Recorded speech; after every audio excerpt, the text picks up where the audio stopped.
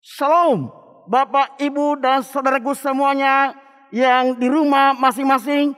Puji Tuhan, hari ini kita bertemu kembali dalam ibadah kita yang luar biasa hari ini. Sebelum kita memulai ibadah kita, mari Bapak Ibu semua kita berdoa bersama-sama.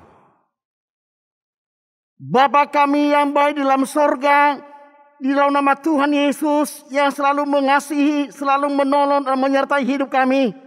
Kami bersyukur hari ini Tuhan, kami kembali boleh beribadah kepada Tuhan secara bersama-sama umat-Mu, jemaat-Mu, GBI Rada Inti 2. Kami berterima kasih karena kasih Allah, karena pertolongan Tuhan. Kami boleh ada sebagaimana ada pada pagi hari ini, pada siang hari ini, bahkan pada hari ini.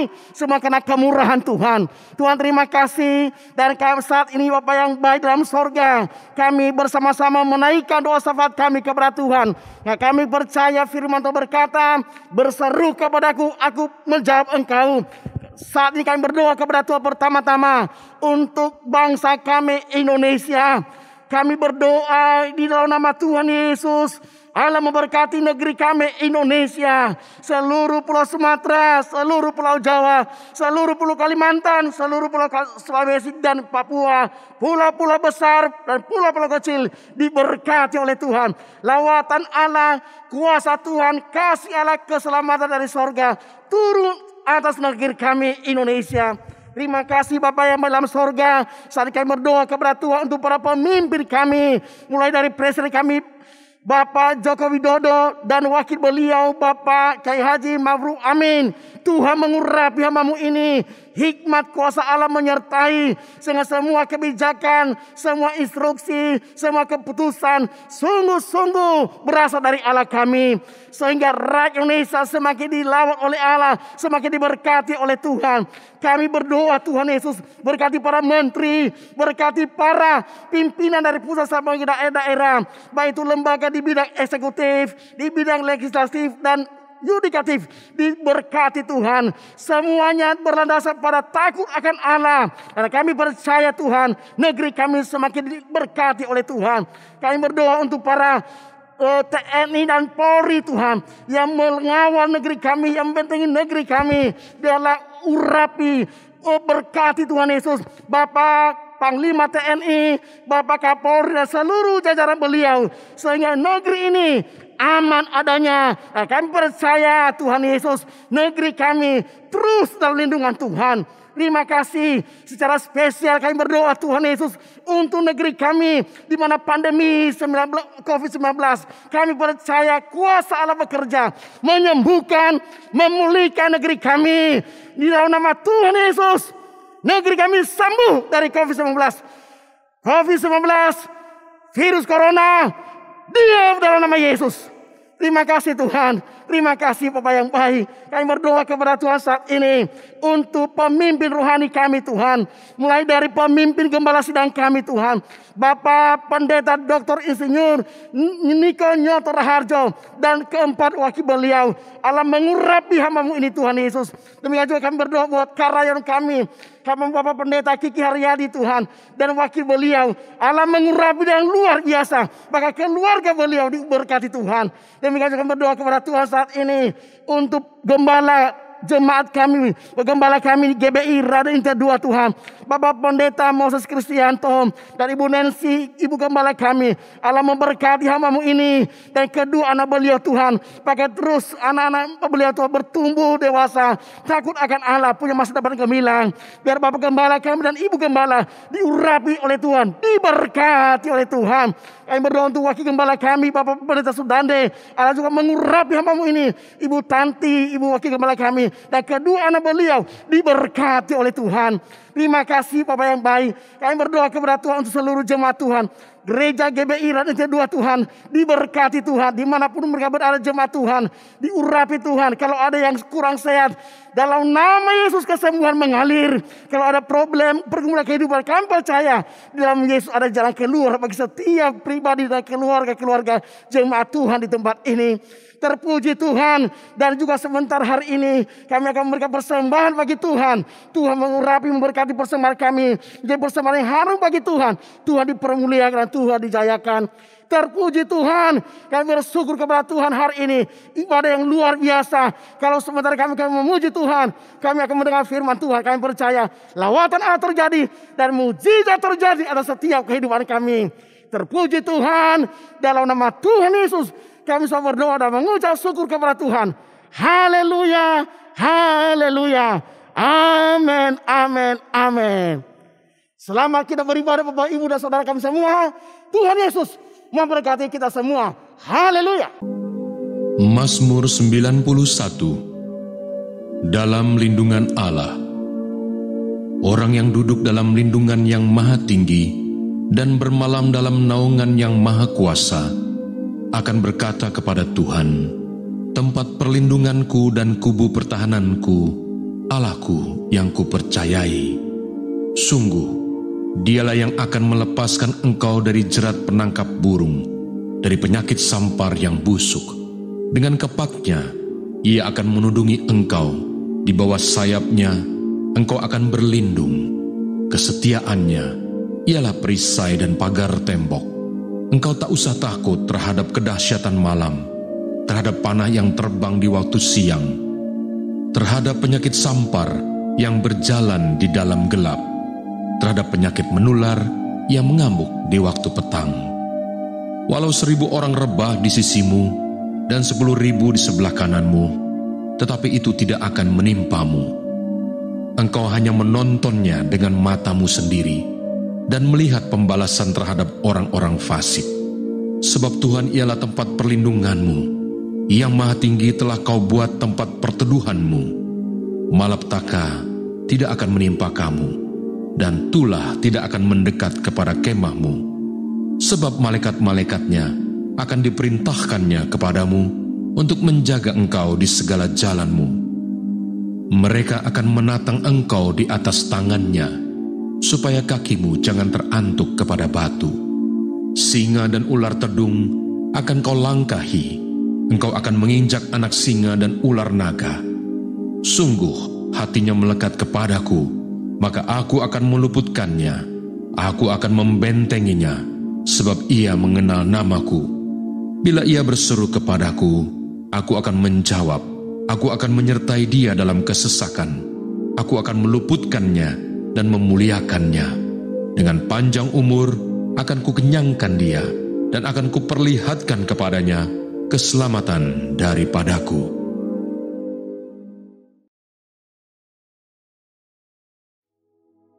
Shalom saudara, apa kabarnya? Pasti tetap bersemangat dan bersuka cita senantiasa. Nah, edisi Voice of Pentecost kali ini, kita akan membahas tentang tertanam di gereja lokal.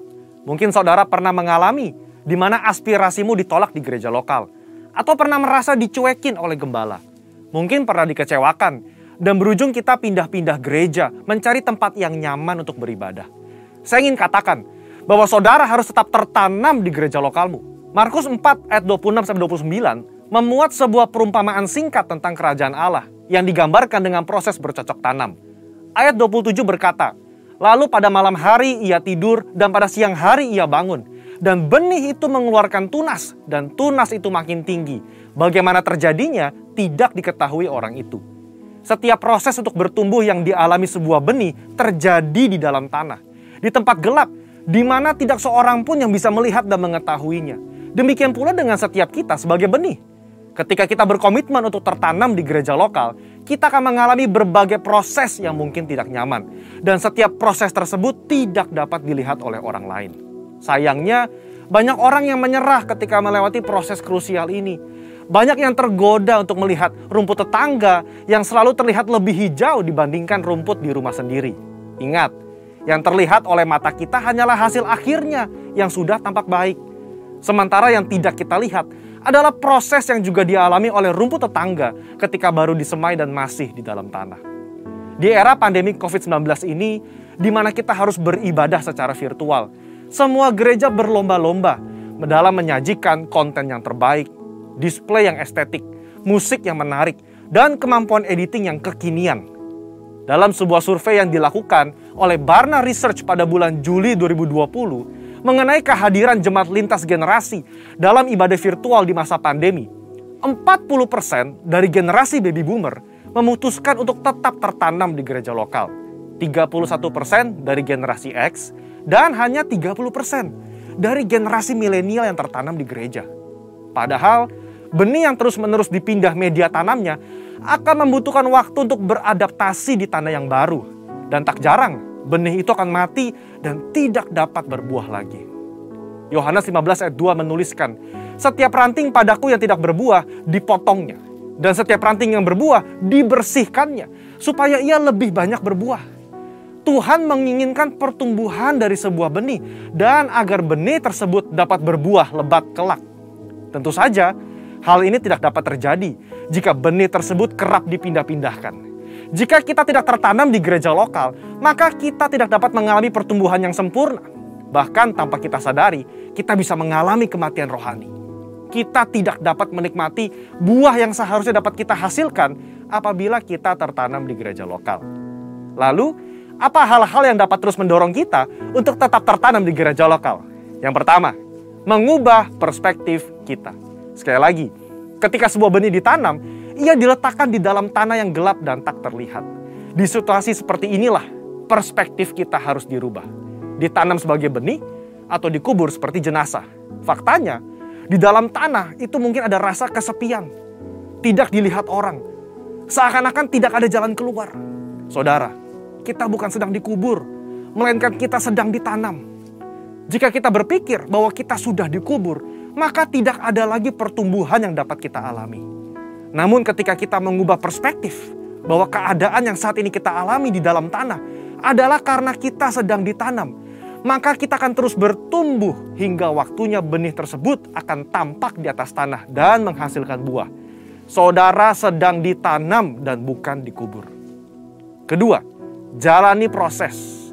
Proses adalah bagian terpenting dari perjalanan hidup setiap manusia. Di mana manusia dibentuk lewat hal-hal yang sulit agar menjadi semakin baik dan semakin kuat di kemudian hari. Alkitab berulang-ulang menggambarkan hidup manusia bagaikan tanah liat di tangan tukang periuk. Sebelum menjadi bejana, maka tanah liat harus melalui proses diremukan, ditekan, bahkan dimasukkan ke dalam tungku untuk dibakar sebelum bejana tersebut jadi sempurna. Tidak ada seorang pun yang luput dari proses. Ingat, proses inilah yang menentukan seberapa kuat akar yang akan kita hasilkan untuk menyokong seluruh pertumbuhan kita nantinya. Oleh sebab itu, mengalami berbagai proses di gereja lokal adalah hal yang wajar agar kita sebagai benih dapat memiliki akar yang kuat. Dalam proses itulah Tuhan sedang membentuk karakter kita agar semakin serupa dengan Kristus. Yang ketiga, berhenti membanding-bandingkan. Kita tahu cerita tentang Lea yang selalu merasa tidak dicintai oleh suaminya Yakub karena Yakub lebih cinta kepada Rahel, istri keduanya. Pada saat itu, Lea melahirkan 3 anak laki-laki bagi Yakub, sementara Rahel mandul. Lea yang terus-menerus membandingkan cinta dari Yakub kepada Rahel merasa sedih, tertekan, kesepian, sampai ia mencurahkan perasaannya lewat arti nama yang diberikan ketiga anaknya. Kalau Lea terus-menerus membandingkan dirinya dengan Rahel, ia tidak dapat melihat berkat yang diberikan Allah kepadanya, yaitu anak-anak yang dikaruniai. Sama seperti kisah Lea, ketika kita sibuk membanding-bandingkan, kita tidak bisa melihat berkat yang telah Allah sediakan. Dalam konteks ini, ketika kita terus membanding-bandingkan gereja lokal kita, pemimpin kita, rekan sepelayanan kita dengan gereja orang lain, kita tidak dapat melihat berkat dan tujuan yang telah Allah tetapkan ketika ia menempatkan kita di gereja lokal kita saat ini. Keputusan yang paling tepat bagi sebuah benih adalah untuk tetap tertanam di mana ia ditempatkan. Sebagai benih yang ditanam di gereja lokal, mari ubah perspektif kita bahwa kita sedang ditanam dan bukan dikubur. Jalani proses dengan ucapan syukur dan berhenti membanding-bandingkan. Maka pada waktunya kita akan bertumbuh dan berbuah lebat, sehingga buah tersebut dapat kita nikmati dan juga dinikmati oleh orang lain. Untuk penjelasan lebih lengkapnya dari tim teologi kami, silakan buka link yang ada di atas atau scan QR Code yang tersedia. Salam integritas, Tuhan Yesus memberkati.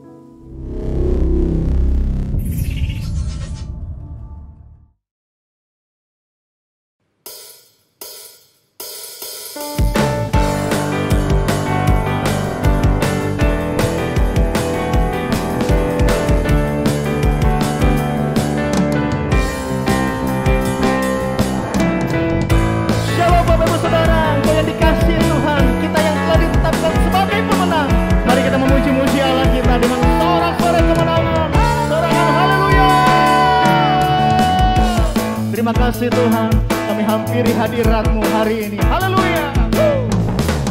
Lebih dari pemenang dalam segala perkara, iblis telah dikalahkan oleh kuasa darahnya. Jika Allah di pihak kita, siapa dapat melawan? Kita lebih dari pemenang. Katakan lebih dari pemenang, come on. Lebih dari pemenang dalam segala perkara. Iblis telah dikalahkan. Iblis telah dikalahkan oleh kuasa darahnya.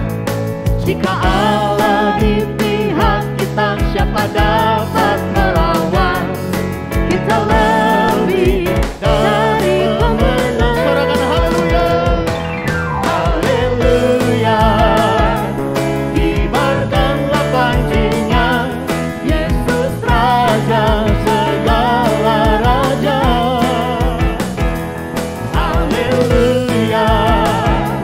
Bangkitlah gerejanya, kita lebih dari pemenang. Yang lebih dari pemenang boleh berikan sorak-sorai bagi Allah kita.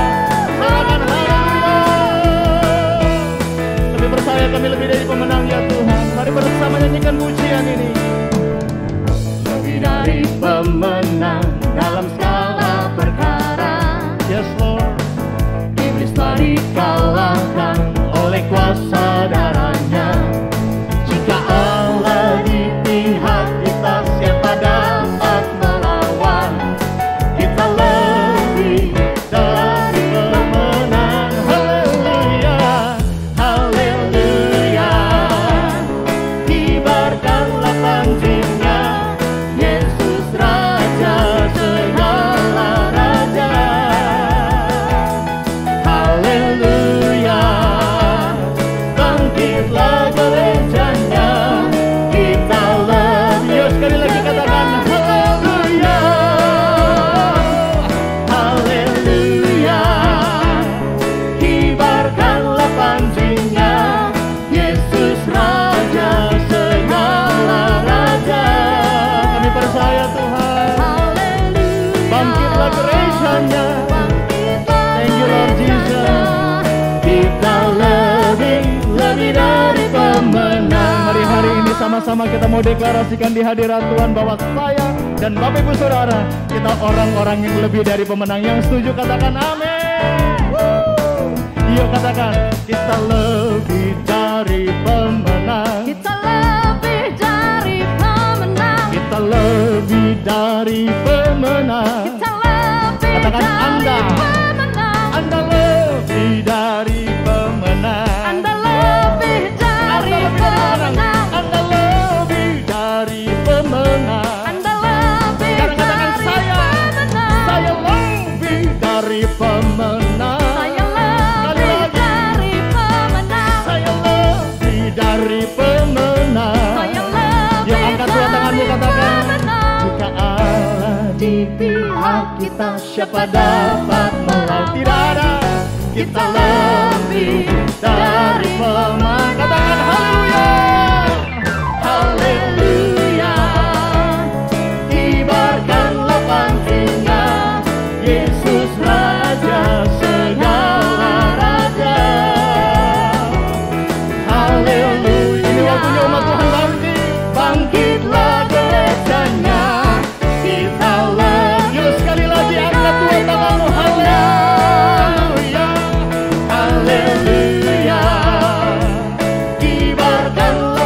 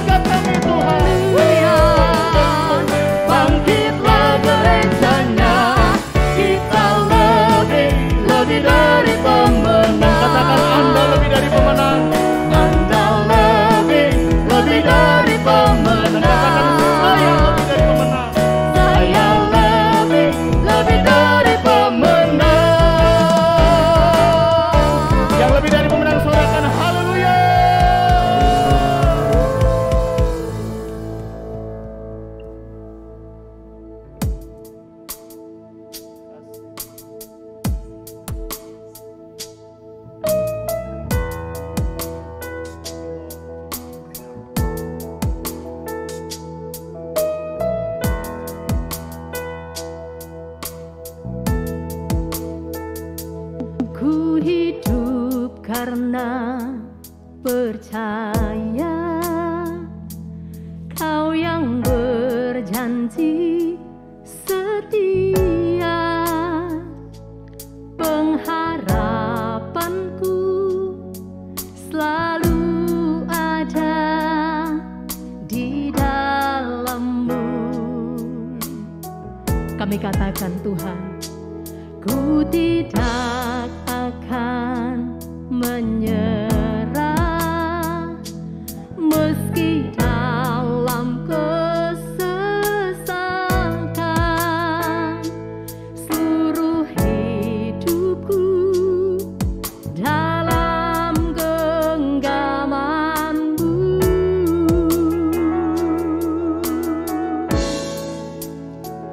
Aku punya Tuhan yang besar, yang telah berjanji dan sanggup menggenapi. Imanku bersepakat percaya kuasa-Nya. Ku terima sekarang kemenangan dari-Mu.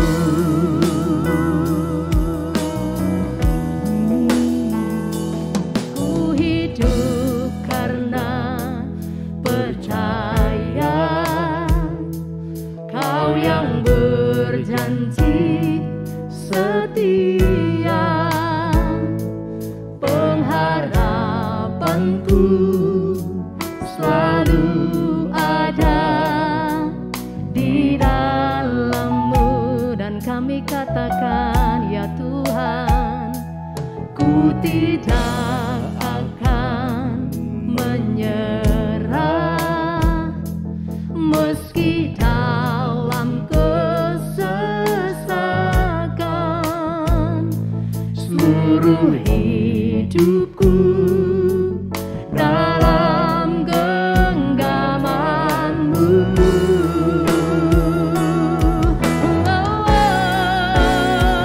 Aku punya Tuhan yang besar, yang telah berjanji dan sanggup menggenapi. Imanku bersepakat percaya kuasa-Nya. Ku terima sekarang kemenangan dari-Mu. Aku punya Tuhan yang besar,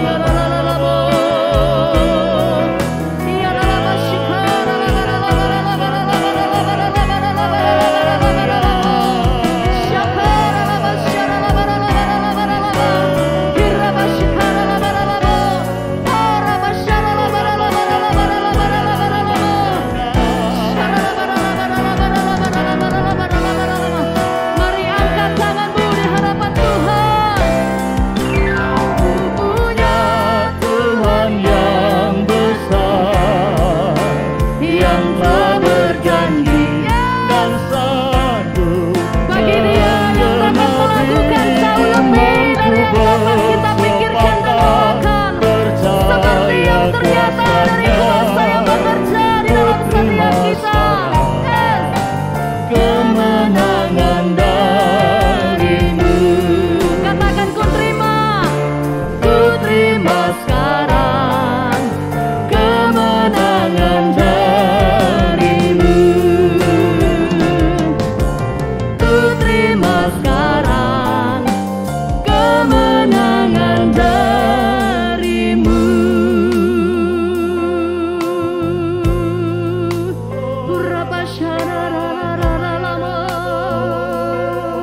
Mari angkat tangan kita di hadapan Tuhan. Mulai sembah Dia, mulai sembah Dia, mulai sembah Dia. Engkau yang mulai putus pengharapan, ingat ada Tuhan Yesus yang besar. Ada Tuhan Yesus yang dahsyat, yang mampu melakukan segala-galanya dalam hidup kita.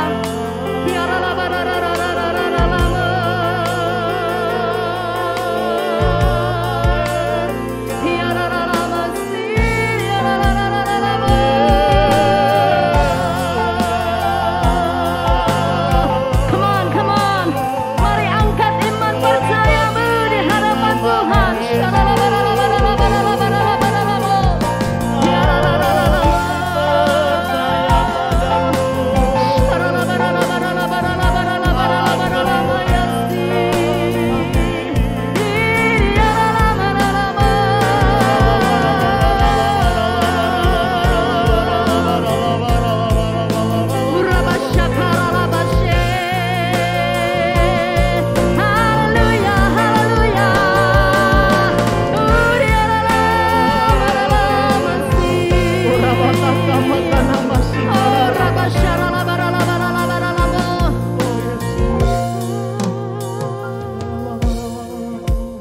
Yesus memegangku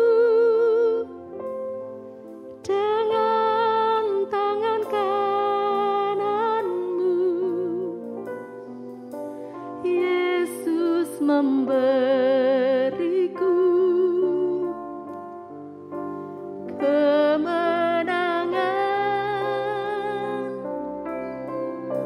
Yesus memegangku dengan tangan kananmu. Yesus memberiku kemenangan. Mari angkat tangan saudara di hadapan Tuhan, katakan Yesus memegangku Engkau pegang tangan kami Tuhan dengan tangan kananmu yang kuat yang memberikan kemenangan. Hari ini terjadi kelepasan, kemerdekaan, kemenangan sorak-sorai Tuhan di rumah-rumah. kemenangan. Yesus memegangku dengan tangan kananmu. Yesus memberiku kemenangan. Yesus memegangku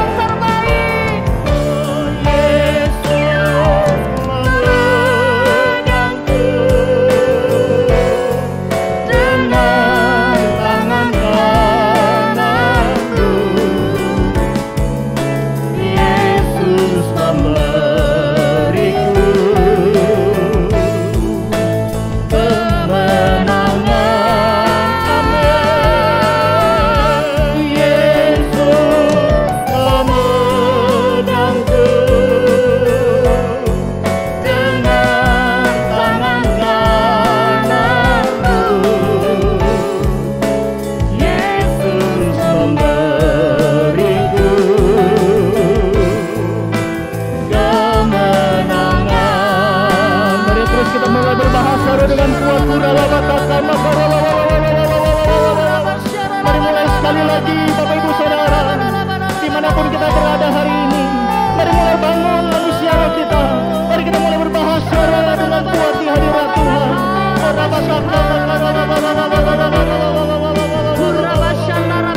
Tangan-tangan-Mu yang memegang kami adalah tangan-tangan yang bawa kemenangan.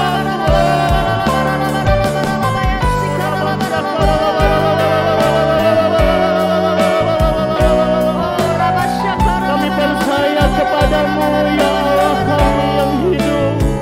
Terima kasih ya Tuhan.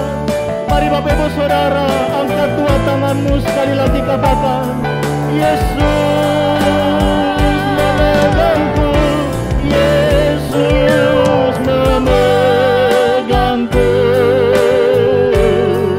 dengan tangan kananmu. Yesus memberiku. Kami percaya kemenangan terjadi Tuhan saat ini.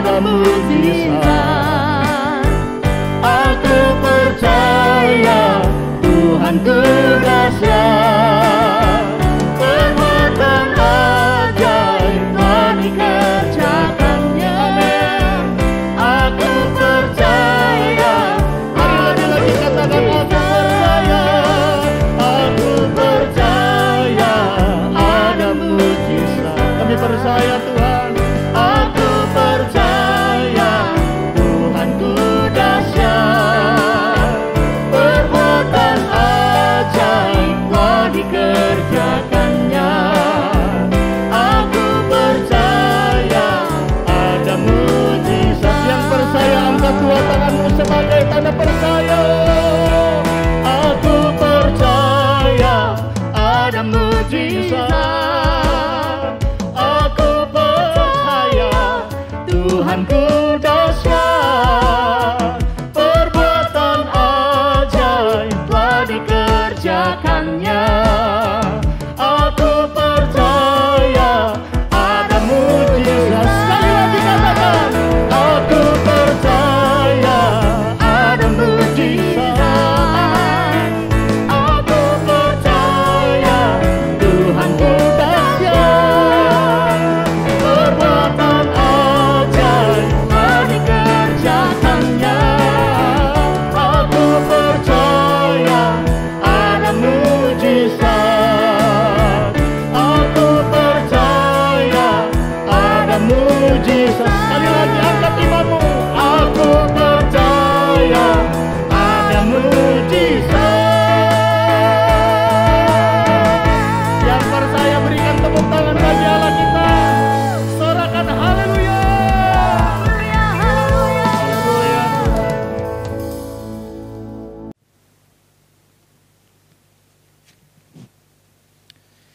Shalom, Bapak Ibu yang dikasihi Tuhan, apa kabarnya hari ini? Senang sekali kita bertemu lagi dalam ibadah online kita di minggu terakhir bulan September ini. Tuhan baik buat kita, Tuhan menyertai kita sampai hari ini. Mari kita sama-sama berdoa untuk mendengarkan firman Tuhan. Kami mengucap syukur buat penyertaan, kami mengucap syukur buat berkat, kami mengucap syukur buat pertolongan dan semua hal yang sudah Tuhan lakukan, perbuat dalam hidup kami. Sampai hari ini kami ada itu karena kasih-Mu. Kami rindu firman-Mu, mari berbicara bagi kami, urapi hamba-Mu, urapi kami semua. Dalam nama Yesus kami bersyukur. Amin. Bapak Ibu yang dikasihi Tuhan, kita diciptakan oleh Tuhan sebagai makhluk sosial dan sekaligus sebagai makhluk individu atau personal. Sebagai makhluk sosial tentu ada satu kebutuhan yang mesti terpenuhi, yaitu berelasi, berhubungan dengan orang lain, berkomunitas, dan bersekutu. Dan dalam peranan kita sebagai makhluk individu atau personal, Tuhan inginkan setiap kita memiliki kehidupan personal yang berkualitas. Sehingga melalui kehidupan kita membawa terang Kristus. Melalui kehidupan kita membawa dampak bagi orang-orang yang ada di sekitar kita. Mereka akan melihat kasih Kristus terpancar keluar dari dalam pribadi kita. Tetapi sayangnya ada begitu banyak orang yang justru mengalami luka di dalam egonya, di dalam dirinya, di dalam pribadinya, sehingga itu menghambat pertumbuhan rohani ke arah kedewasaan di dalam Yesus, dan sekaligus akan membuat kita tidak bisa berdampak bagi orang lain. Hari ini kita dengar firman Tuhan yang saya beri judul, iritasi ego. Iritasi pada ego artinya kita mengalami sesuatu yang tidak nyaman. Kita mengalami ketersinggungan, kita mengalami kejengkelan, kita mengalami kekecewaan di dalam diri kita atau pribadi kita. Nah, di dalam Kamus Besar Bahasa Indonesia, ego itu adalah diri kita. Ego itu adalah pribadi kita. Ego ini adalah personal kita. Jadi ketika pribadi kita atau individu kita mengalami kekecewaan, mengalami luka, itu kita sedang berada di dalam sebuah situasi di mana kita mengalami iritasi pada ego kita. Nah, ketika ini tidak dibereskan, sangat membahayakan di dalam kehidupan kita. Karena sudah pasti kita tidak akan mengalami yang tadi saya katakan, kehidupan yang berdampak bagi orang lain. Di dalam Amsal pasal 12 ayat 16, firman Tuhan berkata begini, bodohlah yang menyatakan sakit hatinya, seketika itu juga. Tetapi bijak yang mengabaikan cemooh. Dalam terjemahan ini ditulis bodohlah yang menyatakan sakit hatinya. Tapi dalam terjemahan lain dikatakan bodohlah yang menyatakan kemarahannya seketika, kejengkelannya seketika, kekecewaannya seketika, dan ketersinggungannya seketika. Dari ayat ini kita bisa melihat Bapak Ibu bahwa ada indikasi diri kita, ego kita bisa mengalami iritasi. Iritasi yang saya maksud adalah bisa dibuat jengkel oleh orang lain. Kita bisa menyimpan kekecewaan, kita bisa menyimpan ketersinggungan, kemarahan, dan lain sebagainya. Nah, iritasi pada ego ini terjadi karena beberapa hal. Yang pertama disebabkan karena kita terlalu fokus pada diri sendiri. Orang yang terlalu fokus pada diri sendiri cenderung akan mengasihani diri secara berlebihan. Dan biasanya orang yang seperti itu akan menjaga dirinya sedemikian dan dia enggan pada akhirnya untuk menerima sesuatu yang tidak baik dari orang lain yang ditujukan kepada dirinya. Sehingga ketika ada sebuah ucapan, sebuah perilaku atau tindakan yang tidak nyaman dari orang lain yang ditujukan kepada kita, maka akan membuat kita mengalami iritasi pada ego kita. Karena kita menginginkan bahwa kehidupan kita atau ego kita, pribadi personal kita tidak mengalami gangguan apapun dari faktor eksternal. Nah, ini dia yang perlu kita mengerti bahwa ternyata iritasi pada ego itu bisa terjadi karena kita terlalu fokus pada diri kita sendiri, kita tidak peduli dengan orang lain, kita tidak peduli dengan apapun juga, yang penting saya tidak mengalami apapun, yang penting saya tidak mendapatkan perilaku yang buruk dari orang lain, yang penting saya tidak mendapatkan cemoohan dan lain sebagainya. Tapi ingat satu hal Bapak Ibu, bahwa sebagai makhluk sosial kita berinteraksi, berelasi dengan orang lain, yang memungkinkan justru kita akan bersinggungan dengan siapapun. Kalau kita terlalu personal, pada akhirnya kita akan terus mengalami iritasi pada ego kita. Lalu yang kedua, iritasi pada ego ini bisa terjadi karena kita cenderung melihat segala sesuatu dengan sudut pandang pribadi. Dunia ini luas, saudara. Kalau kita hanya melihat segala sesuatu dari sudut pandang kita saja, terlalu sempit pada akhirnya. Kita tidak bisa melihat segala sesuatu dengan sudut pandang yang lebih luas. Pakailah kacamata Allah dalam melihat segala sesuatu. Pakailah kacamata Tuhan dalam memandang segala sesuatu. Jangan hanya kita melihat dengan sudut pandang kita sehingga kita mempersempit segala sesuatu dan itu bisa mengakibatkan kita mudah mengalami iritasi pada ego kita. Karena kita melihat segala peristiwa dengan sudut pandang kita kecewa. Kita melihat sebuah keadaan dengan sudut pandang kita, lalu kita marah. Kita melihat sebuah perilaku dari orang-orang di sekitar kita dan kita lihat hanya dengan sudut pandang kita, lalu kemudian menimbulkan kejengkelan, ketersinggungan, dan pada akhirnya kita mengalami iritasi pada ego kita. Dan yang ketiga, iritasi pada ego ini bisa juga disebabkan karena kita terlalu mengkaitkan segala sesuatu dengan diri atau pribadi kita. Nah, hati-hati. Tidak semua hal yang terjadi di luar sana selalu berkaitan dengan kita. Tidak semua peristiwa yang terjadi selalu berkaitan dengan kita.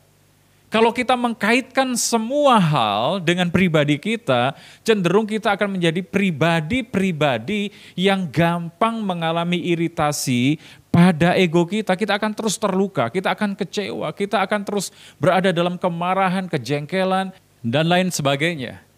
Makanya kita tidak boleh mengkaitkan segala sesuatu dengan pribadi kita, karena tidak semua hal yang terjadi di luar sana itu selalu berkaitan langsung.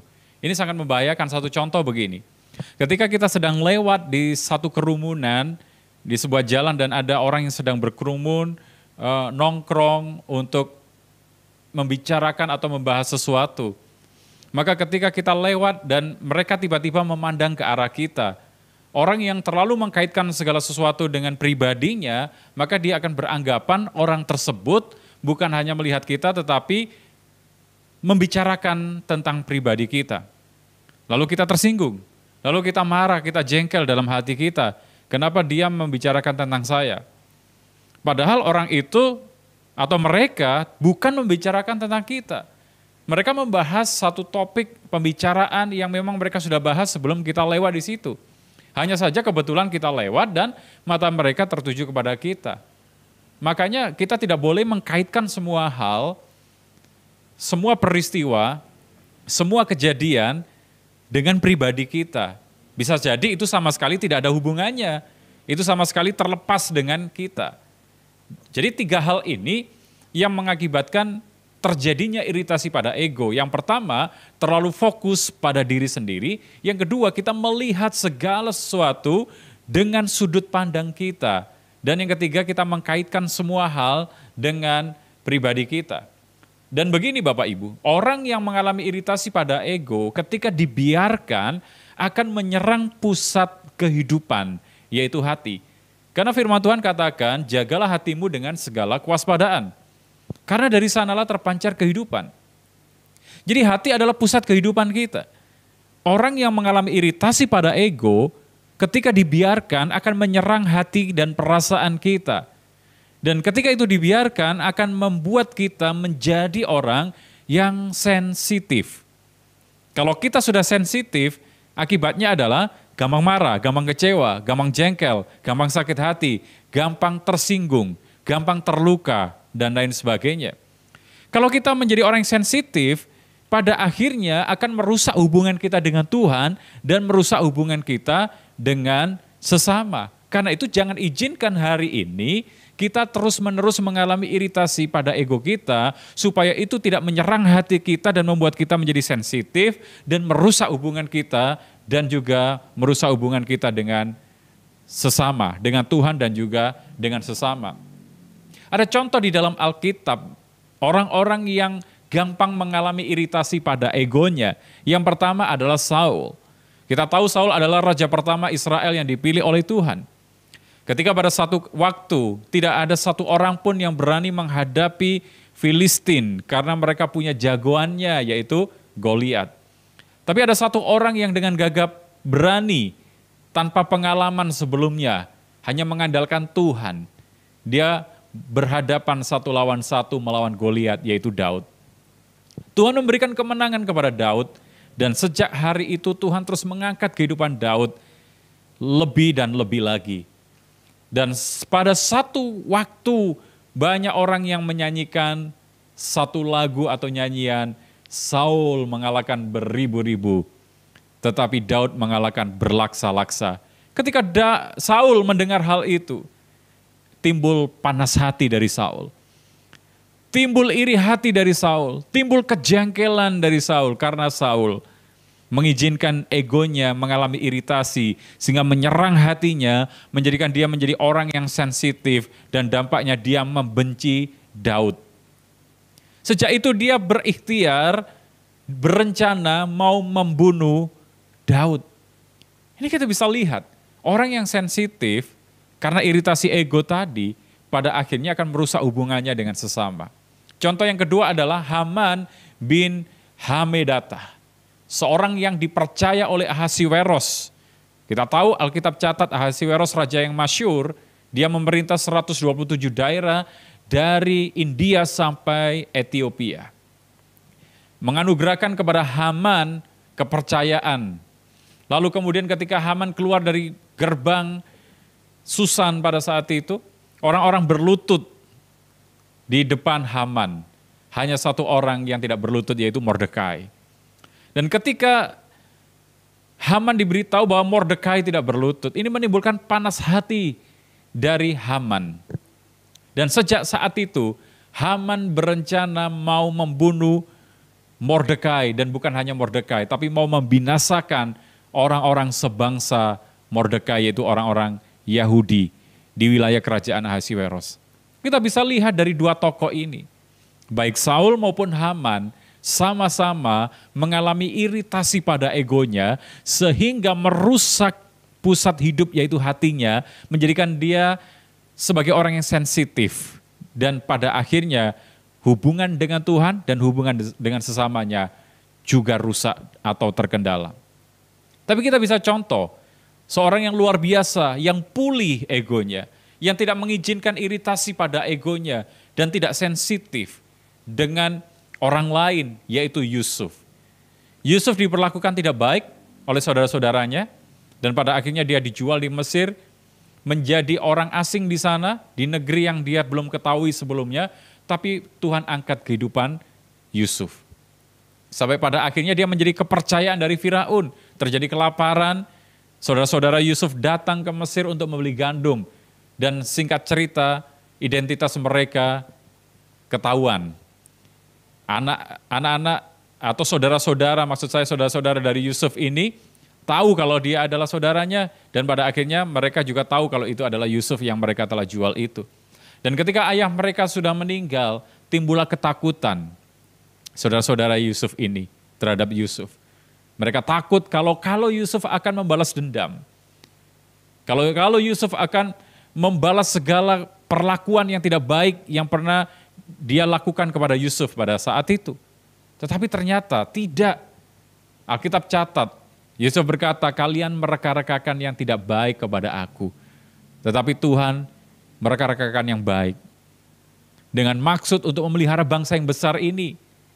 Jadi Yusuf tahu bahwa maksud semua peristiwa yang dialami, walaupun itu tidak mengenakkan bagi dia, mengecewakan bahkan mungkin bagi ukuran Yusuf. Dia tahu maksud Tuhan adalah mengangkat kehidupannya di negeri asing untuk memelihara bangsa yang besar yang diberkati oleh Tuhan. Lalu contoh yang kedua adalah Daud. Ketika Daud di dalam pelarian, ada seorang yang bernama Simei. Simei ini terus mengutuki Daud, mengutuki dia, mengucapkan kata-kata yang tidak enak didengar oleh Daud sampai salah satu orang kepercayaan Daud ini minta izin mau bunuh aja Simei, tapi dilarang oleh Daud. Dan pada waktu ketika Daud kembali ke Yerusalem, ternyata salah satu orang yang ikut menyambut Daud adalah Simei. Simei tetap dibiarkan hidup oleh Daud, bahkan dibiarkan tinggal di Yerusalem. Kita bisa melihat Daud bukanlah tipe orang yang menyimpan dendam. Daud bukanlah tipe orang yang menyimpan sakit hati dan kekecewaan. Dia tidak membiarkan egonya mengalami iritasi. Dia tidak menjadi orang yang sensitif. Kita contoh dua orang ini, baik Yusuf dan juga Daud, orang-orang yang pulih, dan Tuhan mau agar kita menjadi orang-orang yang pulih, supaya ketika kita pulih, kita tidak mengalami iritasi pada ego kita, pada akhirnya kita bisa berdampak, kita bisa berbuah, kita bisa menjadi berkat bagi orang lain, dan nama Tuhan dipermuliakan melalui hidup kita. Bagian terakhir yang ingin saya sampaikan kepada kita hari ini adalah, bagaimana caranya supaya kita pulih dari iritasi ego, atau kita tidak terus mengalami iritasi pada ego kita. Yang pertama adalah, berdamailah dengan diri saudara sendiri. Banyak orang belum bisa berdamai dengan dirinya, belum bisa menaklukkan egonya. Karena itu hari ini belajarlah kita berdamai dengan diri kita, supaya kita bisa menaklukkan semua hal yang ada di luar diri kita. Dimulai dari menaklukkan diri kita itu sendiri. Ada satu quote yang saya ingin bagikan kepada saudara. Rasa bersalah yang belum diselesaikan akan menjadi racun yang mematikan. Ketika seseorang belum bisa berdamai dengan diri sendiri, termasuk dengan masa lalunya, itu akan menjadi racun yang mematikan, yang akan menghambat segala sesuatu dalam hidup kita, yang akan membuat kita terus-menerus hidup di dalam kungkungan intimidasi dari waktu ke waktu, dan kita terus menganggap saya salah. Kenapa saya berbuat seperti itu? Ada penyesalan terus-menerus dan gak bisa maju dalam hidupnya. Karena itu, untuk kita bisa menang atas iritasi ego, untuk kita bisa pulih, kita harus bisa berdamai dengan diri sendiri. Termasuk berdamai dengan masa lalu kita, berdamai dengan kesalahan-kesalahan yang pernah kita lakukan di waktu lampau. Siapa orang yang tidak pernah berbuat salah? Setiap kita pasti pernah berbuat sesuatu yang keliru di masa-masa atau di waktu-waktu yang lampau. Tetapi kita harus bisa menerima diri kita apa adanya. Seperti sebagaimana Tuhan menerima diri kita apa adanya. Orang yang bisa berdamai dengan dirinya, pada akhirnya bisa menang atas segala sesuatu. Dan termasuk kita tidak akan mudah mengalami iritasi pada ego kita. Yang kedua, siap mengampuni. Saya katakan siap mengampuni artinya gini, setiap saudara dan saya harus menyiapkan tabung pengampunan yang penuh yang kita berikan pada akhirnya kepada siapapun yang memperlakukan kita tidak baik. Inilah prinsip kekristenan itu. Tuhan Yesus ajarkan kita bahwa pengampunan adalah sesuatu yang mutlak. Saya ulang. Pengampunan adalah sesuatu yang mutlak, tidak bisa ditawar. Inilah bedanya ajaran Kristus atau kekristenan itu sendiri dengan ajaran-ajaran di luar sana. Yesus pernah mengajarkan kepada kita, kalau ada musuh atau orang yang memusuhi kita, kita tidak boleh memusuhi balik, tetapi kita harus mengasihi dan mendoakannya. Bahkan salah satu firman Tuhan katakan, kalau kita tidak mengampuni, maka Bapa yang di surga juga tidak akan mengampuni. Satu kali muridnya bertanya kepada Yesus, berapa kali saya harus mengampuni? 70 kali kah? 7 kali kah maksud saya? Tapi Yesus menjawab, bukan 7 kali, tetapi 70 kali 7 kali. Artinya pengampunan itu harus selalu siap untuk kita berikan kepada siapapun yang mungkin melukai hati kita. Ini memang prinsip yang tidak mudah untuk kita lakukan. Tetapi itu ajaran sentral di dalam kekristenan. Ajaran yang Yesus sendiri berikan Dan ini sesuatu yang mutlak yang gak bisa ditawar. Walaupun mungkin berkali-kali orang yang sama melukai kita, berkali-kali orang yang sama memperlakukan kita tidak baik, jangan itu menjadikan kita sebagai orang-orang yang mengalami iritasi pada ego, tetapi siapkan pengampunan, lepaskan maaf, lepaskan pengampunan, maka kita akan menjadi orang-orang yang pulih. Dan kita tidak akan gampang menjadi orang yang tersinggung, menjadi orang yang tersulut kemarahan, menyimpan kebencian, menyimpan sakit hati, dan lain sebagainya. Dan yang ketiga, jadikan Yesus sebagai teladan dalam hidup. Karena Alkitab katakan begini, barang siapa tinggal dalam Kristus, ia wajib hidup sama seperti Kristus telah hidup. Kita lihat kehidupan Yesus, dia ditolak di tempat asalnya di Nazaret, lalu dia dihina, dia dituduh, dia tidak diperhitungkan, dia disiksa, puncaknya dia disalibkan. Apakah kemudian ketika Yesus mendapatkan perlakuan-perlakuan seperti itu, dia marah, dia tersinggung, dia mengalami iritasi pada egonya, menjadikan dia sebagai pribadi yang sensitif? Alkitab tidak catat demikian. Kita contoh Yesus. Sekalipun dia tidak dianggap, tidak diperhitungkan, dia ditolak, dia dihina, dia dituduh, dia disiksa, dia disalibkan. Dia tidak menyimpan kemarahan, dia tidak menyimpan kebencian terhadap orang-orang yang melakukan. Bahkan di atas kayu salib dia melepaskan pengampunan. Ini contoh yang patut untuk kita tiru. Supaya kita tidak menjadi orang yang gampang terluka, gampang tersakiti, gampang kecewa, mengalami iritasi pada ego. 3 hal ini menjadi bekal buat kita. Damailah dengan diri saudara sendiri. Siaplah mengampuni. Siapkan tabung pengampunan yang penuh dan berikan kepada siapapun yang mungkin memperlakukan kita tidak baik. Dan jadikan Yesus sebagai teladan dalam kehidupan kita. Kalau Yesus menjadi sentral teladan dalam hidup kita, saya percaya setiap kali kita mau marah, setiap kali kita mau tersinggung, kita ingat pribadi Yesus. Dia dihina tapi tidak tersinggung, dia diolok-olok tapi dia tidak marah, dia diperlakukan semena-mena, tidak dianggap tetapi dia tidak peduli dengan itu semua. Karena dia tahu misinya yang utama, dia datang ke dunia untuk mati menyerahkan nyawanya bagi saudara dan saya. Jadi hari ini kita telah belajar satu hal yang Tuhan mau, agar kehidupan pribadi atau personal kita berkualitas di dalam Tuhan. Supaya melaluinya nama Tuhan dipermuliakan dan banyak orang diberkati. Kita berbuah lebat bagi Kristus, berdampak bagi orang lain. Saya berdoa agar siapapun saudara yang mendengarkan firman Tuhan ini dimanapun Anda berada, jangan menjadi orang yang gampang mengalami iritasi pada ego saudara. Jadilah orang-orang yang pulih, karena hanya orang yang pulih yang akan dipakai oleh Tuhan dan menjadi berkat bagi kemuliaan nama Tuhan. Mari kita berdoa. Terima kasih Tuhan untuk firman yang kami dengar hari ini, mengajarkan kepada setiap kami bahwa ternyata dalam relasi kami dengan orang lain, dalam persekutuan kami, persahabatan kami dengan sesama, bisa saja kami mengalami iritasi pada ego kami, karena mungkin kami terlalu fokus pada diri kami sendiri, karena kami melihat segala sesuatu dengan sudut pandang kami sendiri, dan mengkaitkan semua hal, semua peristiwa, semua kejadian dengan pribadi kami. Ampuni kami Tuhan, kalau selama ini kami gampang mengalami iritasi pada ego, sehingga itu bisa mengakibatkan hati kami terganggu, dan kami menjadi orang yang sensitif, pada akhirnya merusak hubungan kami dengan Tuhan, merusak hubungan kami dengan sesama. Bantu kami ya Roh Kudus, untuk kami pulih, dan menjadi pribadi yang tidak gampang marah, tidak gampang kecewa, tidak gampang tersulut kemarahan, dan juga tidak gampang tersinggung. Maka kami harus berdamai dengan diri kami sendiri. Tolong kami ya Roh Kudus untuk kami siap memberikan pengampunan kepada siapapun juga yang bahkan melakukan segala sesuatu yang tidak baik kepada kami, dan menjadikan Engkau Yesus sebagai satu-satunya teladan dalam hidup kami. Karena Engkau pernah mengalami semua hal yang kami alami mungkin hari-hari ini.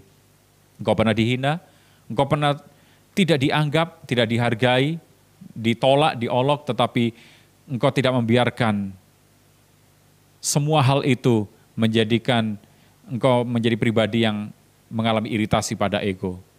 Itu contoh yang nyata bagi kami. Berkati umat-Mu, berkati mereka yang sakit Tuhan sembuhkan, berkati mereka yang kekurangan Tuhan limpahkan. Segala pujian, hormat, kemuliaan hanya bagi-Mu dalam nama Yesus. Haleluya.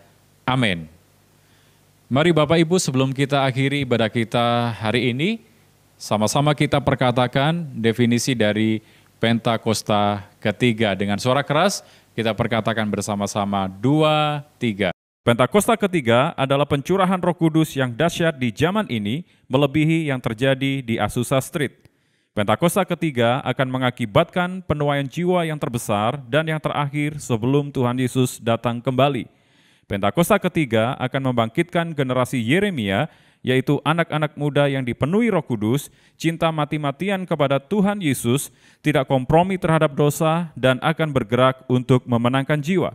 Pentakosta ketiga lahir di Indonesia dan bergerak ke bangsa-bangsa. Gerakan ini dari timur ke barat dan akan kembali ke Yerusalem. Pentakosta ketiga akan memberikan kuasa untuk menyelesaikan amanat agung dan setelah itu Tuhan Yesus datang kembali. Amin. Kita percaya apa yang kita perkatakan itu pasti terjadi dan digenapi. Sekarang mari arahkan tangan kita di hadapan Tuhan. Terimalah berkat anugerah dan damai sejahtera yang berlimpah-limpah dari Bapa di surga melalui anaknya yang tunggal, Yesus Kristus. Dan persekutuan yang manis dengan Roh Kudus memberkati kita dari sekarang sampai selama-lamanya. Dalam nama Yesus kita terima berkat ini. Haleluya. Amin. Tuhan Yesus memberkati. Selamat hari Minggu. Jika Allah di pihak kita, siapa dapat melawan? Kita